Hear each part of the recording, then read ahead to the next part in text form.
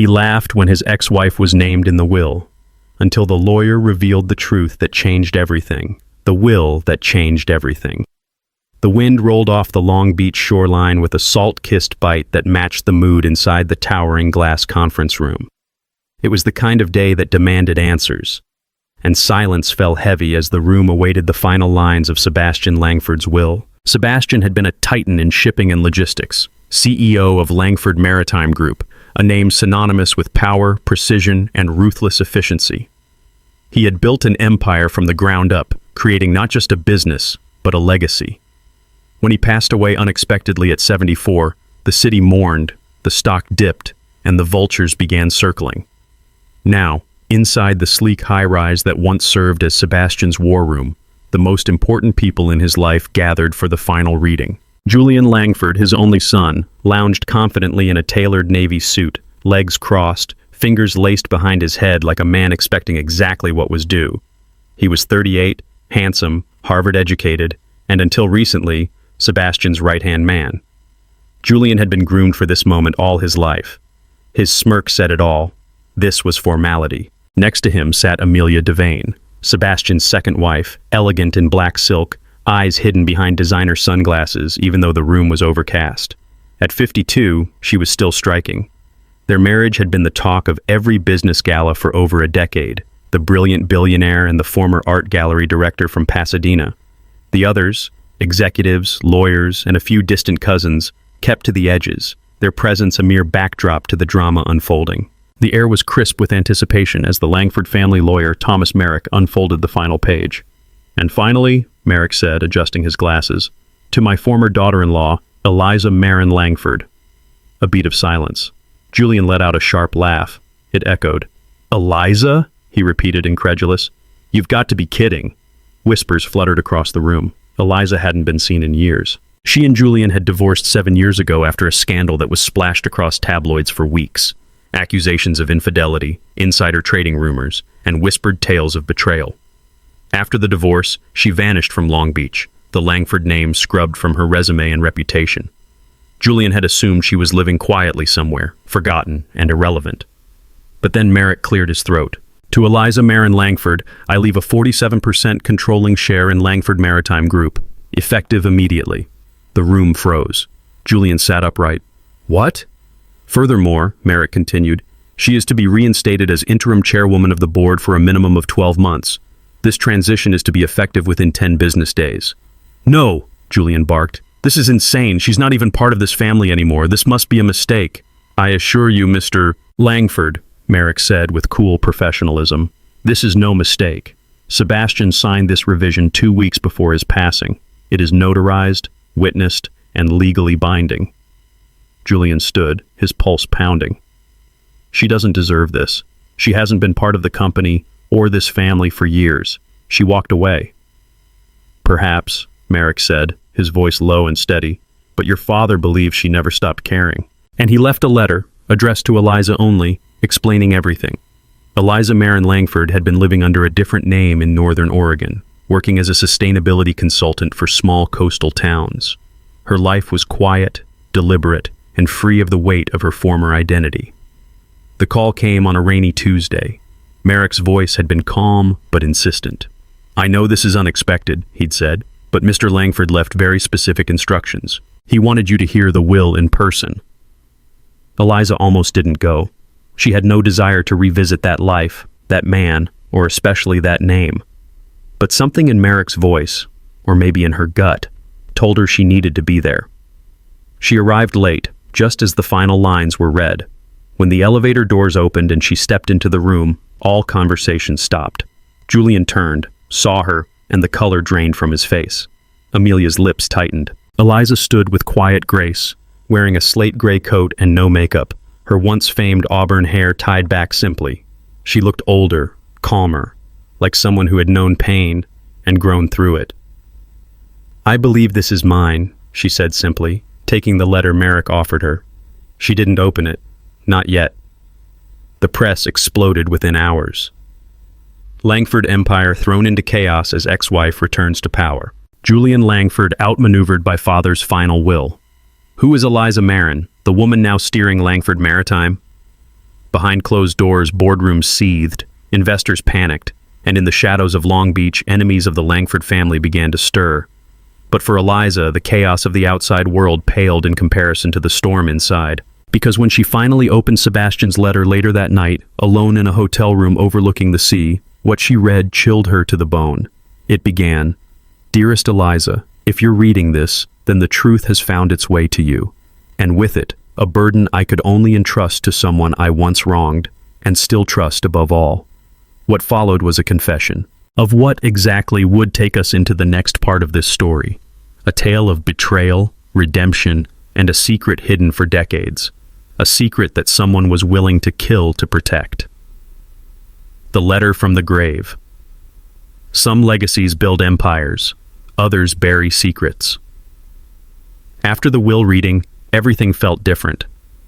Michael Tanner couldn't sleep that night. The soft hum of the air conditioning in his penthouse, once comforting, now echoed like a hollow reminder of his father's absence, and the presence of his ex-wife, Laura, in a legacy she had no business belonging to, at least not in his eyes. He tossed and turned, replaying the moment James Willoughby, the family lawyer, had slid that envelope across the table. The contents were simple, yet they detonated like a bomb. "To my son, Michael, I leave my legacy. But to the woman he once loved and lost, I leave the truth." That sentence haunted him. At 3:17 a.m., he poured himself a glass of whiskey, his father's favorite brand. For years, he'd sworn he'd never become like Harold Tanner. And yet tonight, the bitter burn in his throat felt strangely fitting.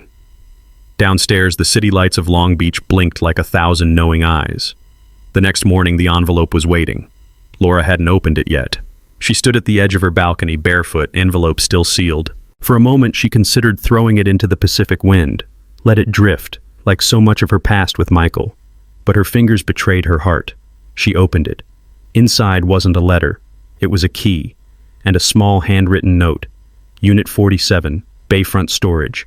Ask for Walter. HT. No explanation, no context, just a key and a ghost's whisper. By 10 a.m., Laura stood at Bayfront Storage, her coat barely shielding her from the wind sweeping in off the port. "Walter?" she asked the man at the front desk. He looked up, startled, then nodded. "You're her." "I am?" "Harold said you'd come someday. Been waiting 5 years." He led her down a long, fluorescent-lit hallway. Metal doors lined both sides like the cold ribs of some forgotten giant. At the end was Unit 47. He unlocked it, then handed her a flashlight. "You'll want this. Power's out in this wing." Inside was silence. Dust, boxes, old filing cabinets, a safe. A smell like oil and time. She flicked on the flashlight and stepped inside. The first thing she opened was a leather-bound journal, brittle at the edges. The first page read, "For the day the lies must end." What followed was stunning. Handwritten notes, legal documents, audio recordings, contracts signed by Harold Tanner himself, many of which involved people Laura recognized from Michael's current board of directors. She realized, slowly and with growing horror, that Harold Tanner hadn't been the respectable titan of industry everyone believed him to be. His business empire, Tanner Pacific, hadn't just been built on grit and innovation. It had been built on fraud, environmental violations, bribery, political manipulation, even records of offshore accounts hiding embezzled funds. But why keep all of this? And why give it to her? Back in the city, Michael stared at his phone. He hadn't heard from Laura in 24 hours. She'd vanished after the will reading, no response to calls, no texts, and something in her silence unnerved him more than he liked to admit. He had tried to dismiss the envelope's meaning as another one of his father's posthumous riddles, but Laura's disappearance made him nervous. By the second night, he was outside her apartment. He didn't plan on confronting her, he just wanted to see if she was okay. But then he saw her car, parked, light on in the apartment. He buzzed once, twice. Finally, she answered the intercom. "Michael?" "Laura, thank God. Can we talk?" Silence. Then, "Come up." Inside her apartment, papers covered the dining table. Stacks of files, flash drives, coffee cups, a photo of Harold Tanner, half buried beneath them all. She didn't greet him, just handed him a folder. Michael opened it, and his entire body went cold. "This," he said slowly, "this is Tanner Pacific's 2003 zoning contracts. These are forged. Laura nodded. "There's more," she said, and then she handed him the journal. He read, wordlessly. When he finally looked up, it was as if his face had aged a decade in an hour. "Why would he give this to you?" he asked, voice low. Laura hesitated. Then, "Because I tried to stop him, a long time ago." Flashback. 11 years earlier. Michael and Laura had just married. She had started working at Tanner Pacific in a sustainability division, a pet project, underfunded, mocked internally, but meant to give the company a greener image. She'd stumbled upon an internal report about a deal that would destroy protected wetlands for an oil port expansion. She took it to Harold Tanner. "I can't let this happen," she'd said. He looked at her for a long moment, then smiled. "Don't worry your pretty head about this, Laura. Some truths are best left buried." That was the beginning of the end. When she pushed again, she was quietly forced out of the company. The story was spun. She'd resigned, citing personal reasons. Michael never knew the truth. Until now. Back in the present, Michael sat with the evidence spread around him like a battlefield. His father had manipulated everyone, built a kingdom from shadows, and now that kingdom was his. And so was the reckoning. He looked at Laura. "What do you want to do?" She stared back, eyes steady. "I want the truth out." Michael looked down. "If we go public with this, we lose everything. The company, the name, our legacy." Laura's answer was quiet. "Maybe the legacy needs to burn." That night, Michael made a decision. He called James Willoughby, the lawyer. "Meet me in your office. I'm bringing the storm with me." The next morning, Michael and Laura walked into Willoughby & Camus with 2 duffel bags full of documents, recordings, and one final envelope, a confession, dictated by Harold Tanner 2 weeks before his death. In it, Harold spoke candidly. "I built an empire," he said in a raspy voice, "but I also buried lives beneath it.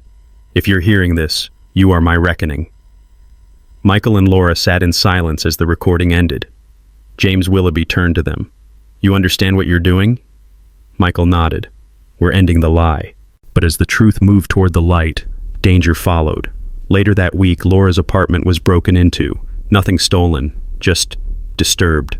Michael's car was tampered with, brakes nearly cut. The message was clear. Someone didn't want Harold Tanner's secrets revealed. Someone powerful, someone close. Shadows in the archives. Julian Hale had always believed he knew every inch of Hale Maritime's towering legacy. But as the sun dipped behind the Long Beach skyline and the ink-black waters below the port shimmered with secrets, he was about to discover just how wrong he'd been. That night, sleep eluded him. The lawyer's cryptic pause before revealing Evelyn's name in the will replayed in his mind like a broken record. It wasn't just a twist. It was a message. He returned to the Hale estate well past midnight, the ocean breeze doing little to settle the storm in his chest. Instead of heading to his room, Julian found himself wandering toward the old family archives, a seldom-used wing built into the cliffside foundation of the mansion. His grandfather had called it the Vault of Truth. Until now, Julian had only ever seen it as a dusty relic of an older, more secretive time. Tonight, it felt like a portal. The door creaked open.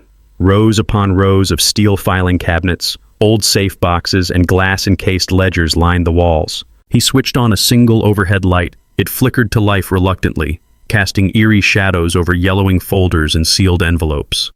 Julian began rifling through boxes marked with dates going back 4 decades. Transactions, shipping routes, ledgers of international dealings. Then, tucked between 2 thick books labeled Security, 1992, and Port Incident Reports, 1998, he found something strange, a folder labeled only with the word Petra. He opened it slowly. Inside were copies of wire transfers, receipts for offshore accounts, and photos. Blurry, nighttime shots of containers being loaded onto ships without documentation. A few of them included faces, masked, anonymous, except one that made Julian's stomach clench. It was Evelyn. She was much younger, barely in her 20s, dressed in an oversized sweatshirt and jeans, standing beside his father. And they were arguing. Julian staggered back, the air suddenly thin. "What the hell were you part of, Dad?" he muttered. He hadn't even heard the door open behind him. "Still chasing ghosts?" a voice said softly. Julian whirled around. It was Leo, his half-brother. Leo stepped into the room with that same old smirk he always wore when he was about to deliver bad news. "You shouldn't be down here. You know how Dad felt about digging through his mess." "I think it's about time someone did," Julian replied, eyes narrowing. Leo glanced at the file Julian held. His smirk faded. "You found the Petra folder. What is it?" Leo exhaled, rubbing his temple. Petra was a logistics shell company set up after Evelyn disappeared. Dad never talked about it, but I overheard a call once. He said if the Petra documents ever surfaced, the entire Hale legacy would be burned to the ground. Julian's blood ran cold. "And you didn't think to say anything?" "I thought it was handled. Buried. Like everything else." Julian pushed past him, storming out of the archive, but Leo called after him, and there was something in his voice that made Julian stop. "She didn't leave, Julian," Leo said. "Evelyn didn't walk away from you. She was forced out. Dad made sure of it." The next day, Julian returned to the law office. "Mr. Hale, are you sure you want to review the second addendum to your father's will alone?" the attorney asked. Julian nodded. His hands were shaking as he took the envelope and cracked the seal. Inside was a letter, not typed, handwritten. "Julian, if you're reading this, then the first layer of the truth has already begun to unravel. Evelyn was never meant to return to Hale Maritime, but I knew one day she might. And when she did, you'd need to understand the fire you were walking into. Petra is the rot at the root of everything I built. The contracts, the bribes, the lives destroyed, they were necessary, or so I told myself. But you must know this. Evelyn was the only one who ever tried to stop it.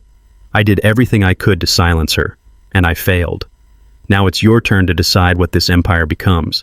You can burn it to the ground, or you can cleanse it, rebuild it. But you cannot ignore what lies beneath. Not anymore. Your father, Marcus Hale."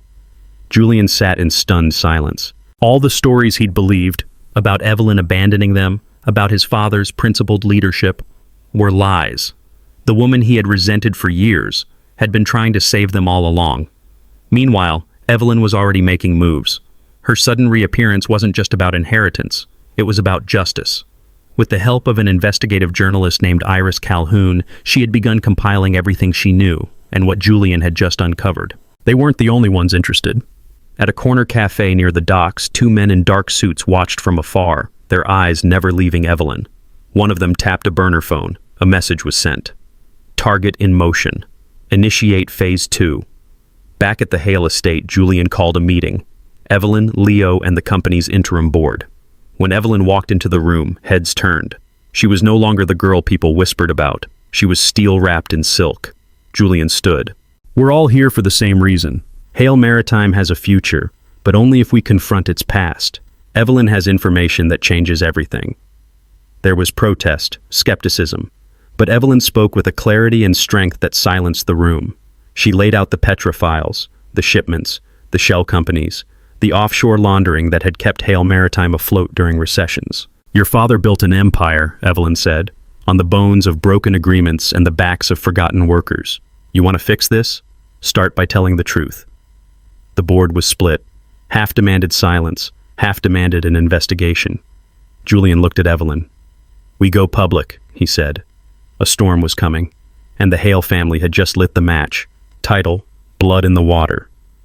Rain had rolled into Brighton like a curtain of steel. The skies remained perpetually gray, as though the heavens themselves mourned what was to come. For Evelyn Marchand, it was not the weather that sent a chill down her spine. It was the quiet before the storm.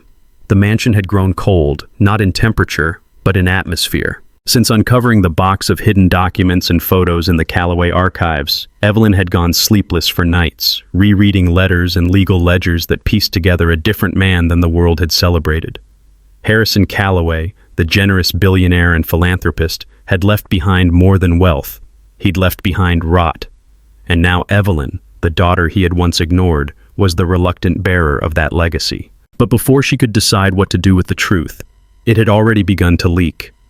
It started with a single article in a low-tier online publication. Whispers in the Will, Evelyn Marchand, and the Real Reason Behind the Callaway Fortune. A harmless enough title, until Evelyn read the contents. It detailed her surprise inheritance, hinted at a potential scandal, and most disturbingly, included snippets from the documents she thought no one else had seen. She dropped the tablet, her hand trembling. Someone else had access. Within hours, the story had spread. It was picked up by larger outlets, first gossip blogs, then financial papers, and by evening, it made the homepage of the New York Times business section. Pundits began to speculate. Was Evelyn Marchand involved in a cover-up? Had she known about the forged contracts, the shell companies, the hidden offshore accounts Harrison had kept hidden even from his board? As she stood in the Callaway Estates Grand Hall, Evelyn could hear the rising storm outside, but inside, the thunder had already struck. The following morning, reporters camped outside the estate gates. Drones buzzed above the property. Headlines screamed, "Heiress or hostage, Evelyn Marchand at center of billionaire scandal. Callaway empire built on lies? New leaks reveal financial crimes." The board called an emergency meeting. The stock price plunged. Investors panicked. Protesters began gathering outside the corporate offices of Callaway Maritime, holding signs painted with blood-red waves. And just as Evelyn feared, the sharks began to circle. She received the first call from Louis Brennan, the interim CEO of Callaway Maritime. "Evelyn," his voice was tight, rehearsed. "You'll need to make a statement, today, preferably within the hour." "A statement about what, Louis? That my father lied to everyone, and I had the misfortune of finding out the truth too late?" "This isn't just about him anymore," he said flatly. "It's about you, and your silence makes you complicit." She hung up. Meanwhile, Richard, Harrison's longtime attorney and the executor of the will, had gone radio silent. Not a single call returned. Evelyn sent Henry, her driver and closest ally, to his downtown office. He returned with only a folder and a grim expression. "He's gone," Henry said. "Vanished. The receptionist said he cleared his desk yesterday. No forwarding address. Just left this for you." Inside the folder was a single letter. Richard's writing was jagged, rushed. "Evelyn, I thought I could protect you from what's coming, but I've underestimated the forces in play. Don't trust anyone from the old board. There's more at stake here than you know. Whatever you do, don't sign the merger papers." R. She felt the floor drop from under her. Merger papers? What merger? The next meeting of the board took place in the skyscraper overlooking Brighton Bay. The mood was bleak. The room, once filled with sycophantic smiles, now stared her down like a firing squad. Louis stood at the head of the table, flanked by Marjorie Ellis, the PR director Evelyn had never trusted. "Miss Marchand," Louis began, "given the current media crisis and the market's response, we've prepared a resolution for immediate vote. We're proposing a merger with Virex International. They'll acquire Callaway Maritime's assets, pay out remaining shareholders, and salvage what's left of our public trust." Evelyn stared in disbelief. "You're dismantling my father's company to save face?" Marjorie smiled thinly. "It's a pivot, a necessary one." Evelyn's voice was low but firm. "My father built this empire. He wasn't a saint, but he didn't intend for it to be sold off to vultures." "Then maybe," Louis said, his eyes cold, "you shouldn't have let this mess go public." Later that evening, Evelyn found herself in the Callaway Estates library, surrounded by portraits of long-dead ancestors and shelves of unread books. She was alone, except for the flickering fireplace and the flickering doubts inside her. Everything she had done, every step she had taken to understand her father's past, had brought her here, and now it was all collapsing. She heard the door creak open. It was Henry. "There's someone you need to see," he said. "He says he knew your father." The man was in his early 70s, with a weather-beaten face and a limp that suggested decades of hard labor. He introduced himself as Samuel Ortiz, a former deckhand on the first Callaway freighter. "I knew Harrison when he was still just the ambitious son of a shipping magnate," Samuel said, "and I knew what he did to get where he ended up." Over the next 3 hours, Samuel poured out a story Evelyn had never heard. Not from Richard, not from the board, and certainly not from her father. Harrison had buried secrets deeper than just financial fraud. There were accidents, ones he had paid handsomely to keep quiet. Ports in under-regulated countries used to move illicit goods, and a massive environmental cover-up in the Pacific Islands that cost the lives of 6 local workers, brushed off as an unfortunate incident. "Why are you telling me this now?" Evelyn asked. "Because you look like the kind of person who wants to do right by what's left. Your father, he lost sight of the line. Don't let them convince you that saving the company means saving its soul." That night, Evelyn stayed awake, drafting a plan. She wouldn't go quietly. She wouldn't hand over her father's company to men who had stood by and watched him ruin it. If the sharks wanted a fight, she would give them one. The next morning, Evelyn held a press conference, unannounced, unfiltered, and unafraid. Cameras clicked wildly as she stepped up to the podium outside Callaway Tower. "I will not allow Callaway Maritime to be dismantled and sold to foreign interests without a fight," she began. "Yes, I have learned of past transgressions committed by my father. I am not here to defend them. I am here to correct them." She laid out her plan: an independent investigative committee to audit the company's history, a restitution fund for affected workers and families, immediate suspension of any merger talks, and a promise, transparency moving forward. The crowd buzzed. Some reporters looked stunned. Others clapped. Later that evening, the Callaway Tower's PR inbox was flooded with thousands of emails. Some were angry, many were supportive, and one stood out. Anonymous. No sender, no subject, just a file attached titled Vault 7. Evelyn clicked it. Inside were emails, dozens, from Marjorie, from Lewis, discussing a payout to Richard, discussing Evelyn's removal, discussing a forged signature on the merger proposal. Her blood ran cold. It was no longer a corporate scandal. It was a conspiracy. The real battle was just beginning. The lion and the serpent. The day after Evelyn Marchand's defiant press conference, Brighton was anything but calm. News outlets scrambled to follow up on her shocking declaration. The markets, after briefly dipping in panic, steadied, and deep within the boardrooms of Callaway Maritime, whispers turned into war cries. But Evelyn wasn't in the city. She had disappeared, somewhere along the windswept coast, 40 miles south of Brighton. Henry pulled the vintage Bentley into a quiet cliffside inn, an unassuming place Evelyn remembered from childhood vacations. It was here she could think, plan, and read. Sprawled across a mahogany table were the printed emails from the anonymous attachment. Vault 7. She went line by line. Lewis discussing Evelyn's emotional instability with Marjorie. Marjorie forwarding draft merger documents, dated before Evelyn had been told about them. A scan of her forged signature on a finalized merger letter of intent. And one name kept appearing. Emeric Duval, the CEO of Virex International. Evelyn had never met him, but she knew his reputation. Ruthless, brilliant, and untouchable. He wasn't just interested in Callaway Maritime. He wanted its secrets, its roots, its offshore assets. And he was clearly working with someone on the inside to get it.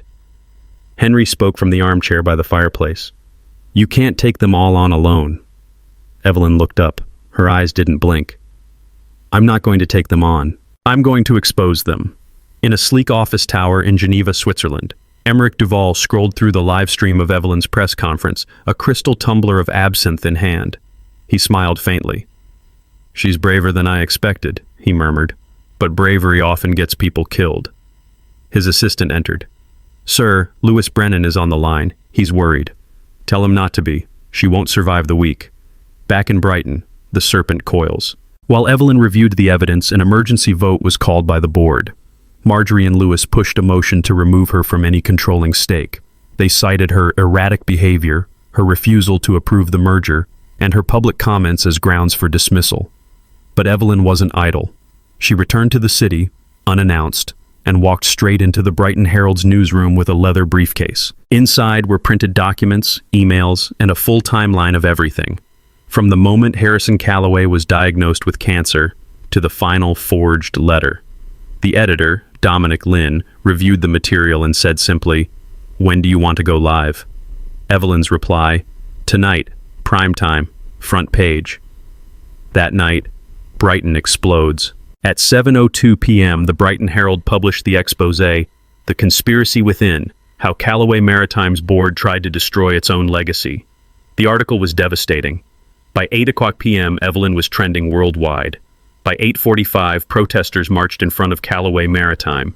By 9:10, Emeric Duval's private jet was wheels up from Geneva. He was coming to Brighton. The lion shows her teeth. The next morning, Evelyn returned to Callaway Tower. Cameras followed her every step. A lioness walking into the serpent's den. In the boardroom, Lewis and Marjorie waited, faces drawn, cornered by the weight of public scrutiny. "You made a mistake," Evelyn said calmly, placing copies of the Herald article in front of each member. Marjorie snapped. "This is a witch hunt!" Evelyn leaned in, her voice like ice. "No, this is accountability." She slid a document across the table, a legal motion filed that morning. She was suing the board, for breach of fiduciary duty, for forgery, for conspiracy. The serpent strikes back. 3 days later, Evelyn's car was nearly run off a bridge. The police found the other vehicle burned out on the edge of the industrial district. No license plate, no driver. Henry was furious. "This wasn't a warning," he said. "They want you gone." But Evelyn's response was simple. "Then they're going to be very disappointed." The lion meets the serpent. Emmerich Duval arrived in Brighton under cover of night. He requested a private dinner with Evelyn. Against everyone's advice, she accepted.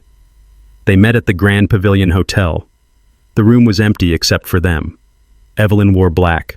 Emmerich, an immaculate white suit, like chess pieces. "Why did you agree to this?" he asked. "Because I want to look you in the eye when I tell you, you're not getting this company." Emmerich laughed, swirling his wine. "You still think this is about a company? No, Evelyn.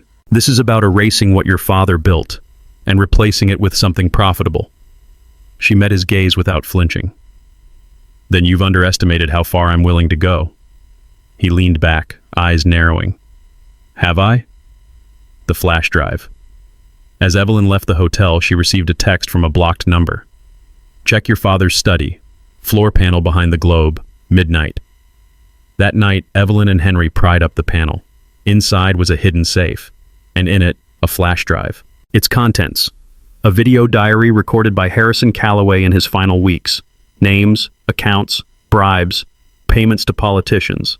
Evidence implicating not just the board, but Emmerich Duval himself. At the end of the last video, Harrison said, "I didn't build an empire, I built a trap. And Evelyn, you are the key to springing it." Evelyn closed the laptop, eyes burning. "Then let's set it off." The fall of the House of Calloway. The rain hadn't stopped in 3 days. It fell in sheets over Brighton, drenching the sidewalks and swallowing the city skyline in fog. In the Calloway estate, however, it was not the storm outside that unsettled Evelyn Marchand. It was the sense of unraveling inside her carefully composed world. Every hour brought another revelation, another betrayal, another splinter in the mirror she had only just begun to reconstruct. The anonymous email she'd received 3 nights ago still haunted her. The subject line had been blank, the sender untraceable, but the contents, those had been damning. Emails implicating Louis Brennan, the interim CEO of Callaway Maritime. Communications between Marjorie Ellis, the company's PR director, and several shadowy figures from Virex International. A payout ledger showing Richard's name marked with the word completed. And worst of all, a digital copy of merger documents bearing Evelyn's own signature. A signature she had never given. A forgery. That detail alone would have been enough to send any honest executive into panic. But Evelyn had learned. There were very few honest people left in her father's world. She met with her legal team the next morning. "We can't prove who sent the file," said Nadia Roth, her lead counsel. "But if even a fraction of this is accurate, you're looking at corporate fraud, coercion, and possibly an internal coup." "I want arrests," Evelyn snapped. "You'll get headlines," Nadia replied. "But unless we act with care, you might be the one indicted. They've already started painting you as unstable, erratic, impulsive." Evelyn slammed the conference table. "So what do you suggest I do? Roll over?" Nadia's voice softened. "No, but if you're going to fight this, you need allies. Real ones. Not just lawyers and journalists. People inside." It was Henry who spoke next. Quiet, steady. "Then I think it's time you met the others." Evelyn turned to him, confused. "What others?" Henry hesitated, then reached into his jacket, pulling out a small brass key. "There's something your father never wanted you to see, and it's not here. It's in the old naval yard, Dock 17. That night, with rain still pounding the cobblestones of Brighton's waterfront, Evelyn followed Henry through a maze of abandoned warehouses and rusting shipping containers. Dock 17 looked empty, but the key in Henry's hand opened a door disguised as a maintenance closet. Inside was a private archive. Dozens of file cabinets, maps, black and white photographs, oil-slicked sea charts and letters in ciphered handwriting. At the center, a table with a ledger bound in cracked leather. "Welcome," Henry said simply, "to your father's real empire." The documents inside the ledger painted a horrifying picture. Callaway Maritime had long been rumored to deal in under-the-table logistics. But the truth was far worse. Contracts with authoritarian regimes to transport arms and chemical agents. Bribery payments to foreign officials. offshore havens used to launder drug money, and secret shipments of endangered wildlife sold to the highest bidder. Evelyn stared in stunned silence as Henry showed her photograph after photograph. Children in torn clothing working the docks, military officials shaking hands aboard Callaway vessels, oil spills hidden with quicklime and falsified environmental reports. "Why are you showing me this now?" she whispered. Henry's expression was solemn. "Because you're the only one who might stop it, and because your father knew the reckoning was coming. That's why he wrote you into the will, not as a gift, as a test." They weren't alone. That same night, a black SUV pulled up outside Evelyn's estate. Inside sat a woman in a tailored trench coat and wire-rimmed glasses, tapping her fingers against the dashboard. Her name was Claire Atwood, former CIA, now corporate intelligence for Virex International. She had been following Evelyn for weeks. When the anonymous email had leaked, it wasn't just Evelyn's enemies who took notice. It was her father's competitors. And Virex, long hungry for Callaway's shipping routes, saw blood in the water. Claire lit a cigarette and spoke into her headset. "She knows, and she's getting organized. We'll need to accelerate." A voice responded, male, raspy. "Understood. Begin phase 2.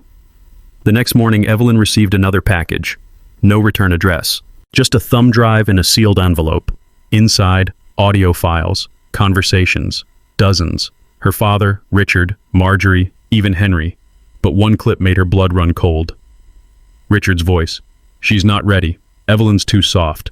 But if we stage the collapse right, she'll have no choice." Then Henry's reply. "And if she fights back?" Silence. Then Richard.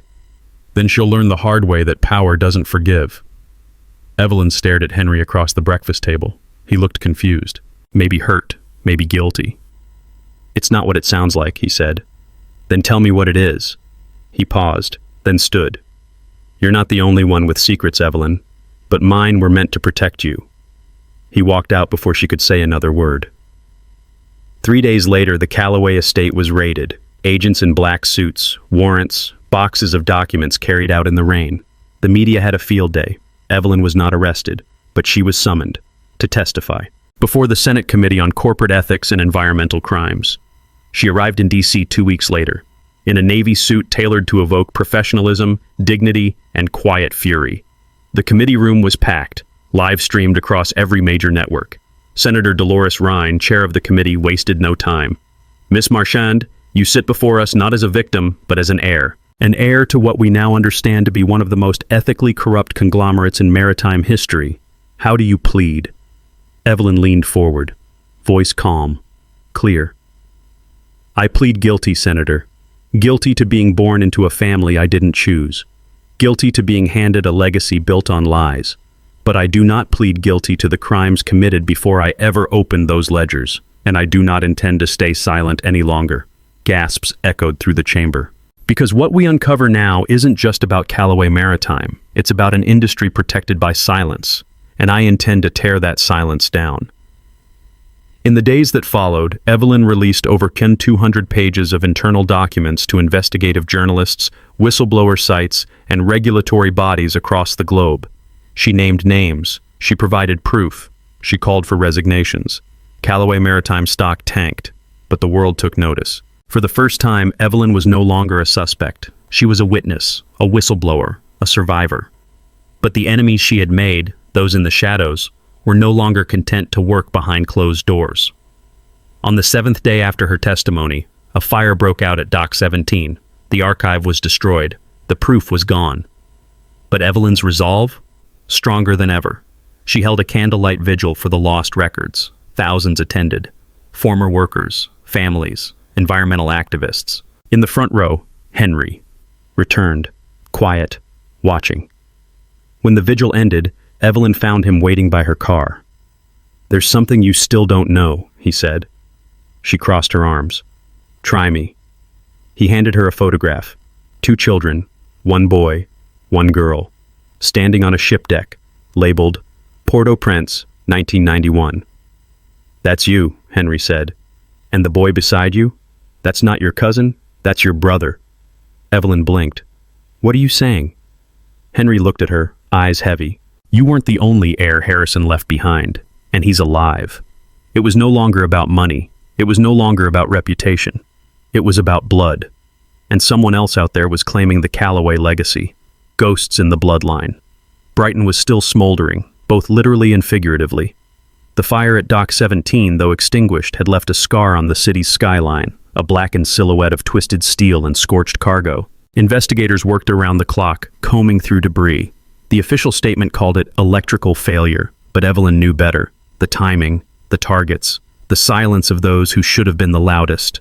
Someone wanted the truth buried, not just under flames, but under layers of lies, cover-ups, and fear. The email had haunted her for days. Inside the Vault 7 file were clear indications that Lewis Brennan and Marjorie Ellis had not only plotted Evelyn's removal, but had orchestrated a smear campaign before the first article even dropped. Even worse, the forged signature on the merger agreement was real. They were moving fast. But Evelyn had learned to move faster. She had turned the data over to her private legal team and brought in a third-party forensic analyst to authenticate the digital evidence. Every bit of it was damning. But something still didn't add up. Who had sent the file? And more importantly, why? It was Henry who suggested looking at the original Calloway family records again, not just the sanitized biographies and press clippings, but the old estate documents. "There are still rooms in the East Wing we haven't gone through," he said, placing an old brass key in her hand. "The servant said your father kept them locked for decades, said it was personal." Evelyn stared at the key. The last time she'd opened a locked room in that house, she'd uncovered enough secrets to nearly destroy her life. But this time, she wasn't afraid. She was ready. The East Wing was colder. Dust coated the floor like snow. Velvet curtains hung like ghosts. And behind a heavy oak door, Evelyn found what she hadn't realized she was looking for. A room frozen in time. A child's bedroom. A crib. A bookshelf of old, worn fairy tales. And on the dresser, a stack of photo albums labeled in a handwriting that wasn't her mother's. Inside, the photos told a story Evelyn had never heard. Harrison Calloway, his wife, and a baby boy. Page after page, the child grew older, walking, talking, sailing. Then the photos stopped. At the bottom of the drawer was a document, a birth certificate. Name, Sebastian Elias Calloway. Date of birth, March 8, 1982. Mother, Adrian Calloway. Father, Harrison Calloway. Brother. Evelyn staggered back. She had a brother. The next document was worse. A police report. Date, April 12, 1995. Filed by Harrison Calloway. Subject, missing child report, Sebastian Calloway. The notes were chilling. Subject left no trace. Investigation closed due to lack of leads. No body recovered. Presumed dead. But then why keep the room? Why keep the photos? Why keep the memory alive if he believed his son was gone? Unless he didn't. Evelyn knew she couldn't trust anyone at Calloway Maritime. Not now. Not after the fire. Not after the emails. She turned to the only two people who had never betrayed her, Henry and Lily Chen, who had recently joined Evelyn as chief of staff after resigning from Virex. "You think he faked his death?" Lily asked, her brow furrowed. "Or someone faked it for him?" Henry shook his head. "It would explain a lot, including why your father never spoke of him again. That level of pain, that's the kind you either bury or avenge." Evelyn tapped the birth certificate. "Find him." It took Lily less than 48 hours. Sebastian Calloway had died in 1995. But a man named Elias March had appeared on the grid just months later in Portugal, then again in New Zealand, and most recently, in Brighton. He had a listed business license under a shell corporation. He'd paid in cash for a modest warehouse near the shipyard. And security footage from the night of the Dock 17 fire showed a man limping away from the scene, a limp that matched Evelyn's father's old sailing injury. Evelyn stared at the screen, her heart thudding. Sebastian, alive.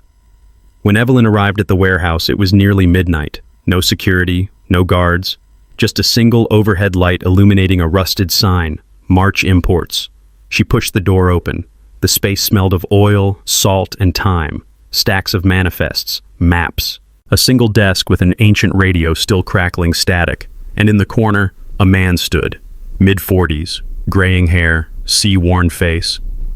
"You're not supposed to be here," he said without turning. "Neither were you." He froze, then slowly turned around. The same eyes. Her father's eyes. "Evelyn." They talked for hours. Sebastian told her everything. How he had discovered Harrison's smuggling operations. How he had threatened to expose him. How one night the boat they were sailing on crashed off the coast of Monaco, But Sebastian survived, and instead of returning, he disappeared. "He wanted me dead," Sebastian said, "to protect the Empire. But I wasn't going to die for his sins, so I vanished, and I've been watching ever since." Evelyn was silent. Then, "The fire at Dock 17? He looked away. "I tried to stop the merger. It got out of hand. I didn't mean for anyone to get hurt, but they weren't listening to you, Evelyn, and they weren't going to stop." Outside, the rain had started again. 2 Calloway children, one who inherited the name, one who inherited the burden. And in that moment, Evelyn understood the terrifying detail the lawyer had hinted at all those months ago. The will had named her as sole heir, but Sebastian's name had never been removed, which meant he was never truly gone. He had been the ghost in the bloodline, the one pulling strings from the shadows, and now he had returned. "We need to end this," Evelyn whispered. Sebastian nodded, agreed, but on my terms. Ashes and inheritance. It had all come down to this. The Calloway Tower stood tall against the storm-kissed skyline of Brighton. Once a symbol of wealth, power, and influence, it was now a fortress under siege. Protesters chanted in the streets below. Journalists formed a perimeter like vultures around a carcass. Inside, tension laced the very air. In the heart of it all stood Evelyn Marchand. She had walked through fire to get here. Betrayed by board members, hunted by her father's ghosts, blindsided by Sebastian's resurrection, and nearly destroyed by the media. But still, she stood. And now, everything was about to burn or be reborn. The special investigative hearing had been expedited. What should have taken months was compressed into one brutal, high-stakes weekend of testimony, confrontation, and public exposure. The committee convened inside Brighton's municipal court with Evelyn and Sebastian seated at separate tables. He looked different now. Gone was the smug, carefree brother of her childhood memories. In his place was a man hardened by shadows, with eyes like carved granite and a voice that carried the weight of calculation. Sebastian opened his testimony with a performance worthy of a stage. "I faked my death," he said to a stunned room, "because I knew the truth about our father. I knew what he was hiding, and I knew Evelyn wasn't ready to see it." He proceeded to accuse Evelyn of orchestrating the leaks, of leveraging public sympathy, and of intentionally destroying the Calloway legacy to seize control. "She didn't come here to restore the company," he hissed. "She came to replace it, with herself." Gasps and murmurs filled the chamber. Evelyn didn't flinch. When it was her turn to speak, she rose slowly, adjusting the microphone with steady hands. "I don't deny the company needed saving," she began. "But Sebastian, my brother, my blood, you disappeared and let our father's rot consume everything. Then you returned, not to help, but to finish what he started." She detailed every document, every forged paper, every bribe traced back to Sebastian and his shell companies. She played audio from a hidden recording Samuel Ortiz had captured, Sebastian threatening to bury the past by any means necessary. The room shifted. Momentum was changing. Outside the courtroom, Louis Brennan and Marjorie Ellis were arrested by federal agents. Their emails, exposed through the Vault 7 leak, had led to charges of conspiracy, obstruction of justice, and corporate fraud. Evelyn watched from a courthouse window as they were loaded into black cars, handcuffed and humiliated. She should have felt triumphant. Instead, she felt hollow, because it wasn't over. Not until Sebastian answered for everything. In a shocking turn, Sebastian requested a private meeting with Evelyn. Against her lawyer's wishes, she agreed. It took place in the very library where she had once found her father's hidden journals. He stood by the fireplace, arms folded. "You're stronger than I thought," he admitted. "I underestimated you." "You didn't underestimate me," she replied. "You just never really knew me." Sebastian tilted his head. "You think you won, but this isn't chess, Evelyn. It's war. And wars don't end with one trial." She stepped closer. "Then let this be the start of peace. Let it end with us." His silence was heavy. Finally, he extended a hand. "You burn it all down. Make something better." She looked at his hand, then shook it, and walked away. In the weeks that followed, Evelyn dissolved what remained of Calloway Maritime. She used its assets to fund the Marchand Initiative, a foundation rooted in transparency, justice, and environmental healing. Families once victimized by the Calloway Empire were compensated. Whistleblowers were protected. Workers displaced by the scandal were retrained and rehired. And slowly, Brighton began to breathe again. On the 1-year anniversary of the will reading, Evelyn visited her father's grave. She placed a single white lily. "You tried to control everything, even after death. But life's not a ledger, Father, it's a story, and I'm writing mine without you." She stood, eyes toward the horizon. In the distance, the sea glimmered with promise. Back in the city, a young woman entered the Marchand Initiative offices for her first day of work. Her name was Isla Chen, daughter of a former Callaway dock worker. Bright-eyed, passionate, determined. The next generation was already rising. In the end, Evelyn Marchand didn't just inherit an empire. She inherited the truth. She inherited the ashes. And from them, she built something new. If this story resonated with you or made you reflect on the power of truth, legacy, and redemption, don't forget to like this video, subscribe, and hit the bell for more powerful stories. And tell us in the comments, if you discovered a dark secret buried in your family's legacy, would you expose it or protect the ones you love? Your story starts now.